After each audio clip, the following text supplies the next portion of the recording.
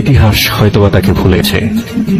যিনি ছিলেন ইতিহাসের একজন মহিয়সী নারী, হ্যাঁ, তিনি সেই নারী যিনি ছিলেন একজন নিউরোসায়েন্টিস্ট বা স্নায়ুবিজ্ঞানী, যিনি ছিলেন একজন পিএইচডি হোল্ডার এবং যিনি ছিলেন একজনের কোরআনের হাফেজা, যার বুকে ধারণ করেছিলেন পবিত্র কোরআনের 30টি পারা। এই সেই নারী যিনি হয়েছিলেন 2003 সালে কিডন্যাপ এবং যার স্থায়িত্ব হয়েছিল 2008 সাল পর্যন্ত। পরবর্তীতে তাকে নিয়ে যাওয়া হয় আমেরিকান টর্চার ছেলে এবং সেখান থেকে তার উপর চলে পাশবিক নির্যাতন ও মানসিক নির্যাতন।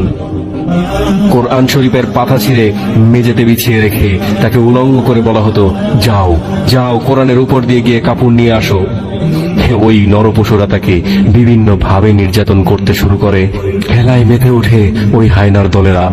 পালাক্রমে গণধর্ষণের শিকার হন এই কোরআনের হাফেজা নিউরোসায়েন্টিস্ট সেই নারীকে আমেরিকান আদালত থেকে 86 বছর